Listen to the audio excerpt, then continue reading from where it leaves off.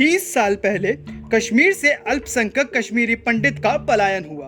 इस बीच कितनी ही सरकारें बदली, कितने मौसम आए गए, पीढ़ियां तक बदल गईं, लेकिन कश्मीरी पंडितों की घर वापसी और न्याय के लिए लड़ाई जारी है। पलायन की कहानी किसी से छिपी नहीं है। सन 1989-1990 में जो हुआ उसका उल्लेख करते करते 30 साल बीत गए हैं, लेकिन इस पीड़ित समुदाय के लिए कुछ नहीं बदला। लेकिन जो बदल रहा है उससे इस समुदाय के अस्तित्व, संस्कृति, रीति रिवाज, भाषा, मंदिर और अन्य धार्मिक स्थल धीरे धीरे समय के चक्रव्यूह में लुप्त होने की कगार पर हैं। जनवरी का महीना पूरी दुनिया में नए साल के लिए एक उम्मीद लेकर आता है, लेकिन कश्मीरी पंडितों के लिए ये महीना दुख, दर्द और निराशा से भरा है। 19 जनवरी प्रतीक बन चुका है उस त्रासदी का जो कश्मीर में 1990 में घटित हुई।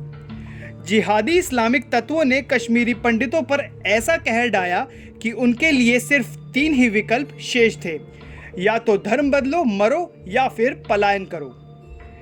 आतंकवादियों ने सैकड़ों अल्पसंख्यक कश्मीरी पंडितों को मौत के घाट उतार दिया। कई महिलाओं के साथ सामूहिक दुष्कर्म कर उनकी हत्याएं कर दी। उन दिनों कितने ही लोगों की आए दिन अपहरण कर मारपीट की जाती थी। पंडितों के घर पर पत्थरबाजी, मंदिरों पर हमले होते रहते थे।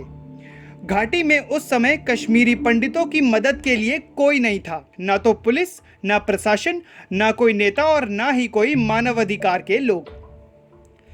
उस समय हालात इतने खराब थे कि अस्पतालों में भी समुदाय के लोगों के साथ भेदभाव हो रहा था। सड़कों पर चलना तक मुश्किल हो गया था। कश्मीरी पंडितों के साथ सड़क से लेकर स्कूल, कॉलेज, दफ्तरों में प्रताड़ना हो रही थी, मानसिक, शारीरिक और सांस्कृतिक। 19 जनवरी 1990 की रात को अगर उस समय नवनियुक्त राज्यपाल जगमोहन ने घाटी में सेना नहीं बुलाई होती तो कश्मीरी पंडितों का कत्लेआम व महिलाओं के साथ सामूहिक दुष्कर्म और ज्यादा होता। उस रात घाटी में मस्जिद से लाउडस्पीकर से ऐलान हो रहा था कि काफिरों को मारो, हमें कश्मीर चाहिए पंडित महिलाओं के साथ, ना कि पंडित पुरुष के साथ। यहाँ सिर्फ निज़ाम मुस्तफ़ा ही चलेगा। लाखों की तादाद में कश्मीरी मुसलमान सड़कों पर मौत का तांडव की तैयारी कर रहे थे।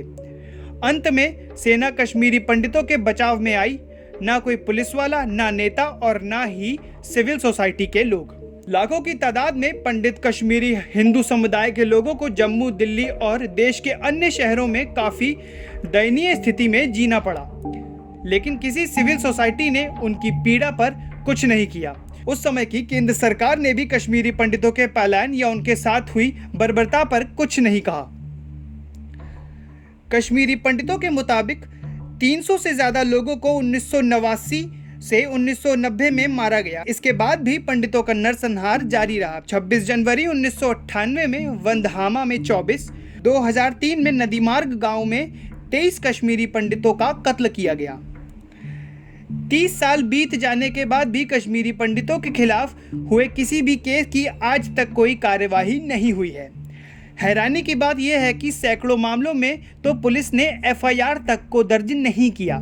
पलायन के बाद कश्मीरी पंडितों के घरों में लूटपाट की गई, कई मकान जलाए गए, कितने ही पंडितों के मकान, बाग बगीचे पर कब्जा तक कर लिया गया, कई मंदिरों को तोड़ा गया और जमीन भी हड़पी गई। इन सब घटनाओं का आज तक पुलिस में केस दर्ज भी नहीं हुआ। भय, उत्पीड़न, प्रताड़ना से ग्रस्त कश्मीरी पंडितों के समुदाय के लिए किसी ने आज तक कोई भी आवाज नहीं उठाई। किसी भी सिविल सोसाइटी के लोग या नेता ने पंडितों को न्याय देने के लिए कोई भी कदम नहीं उठाया।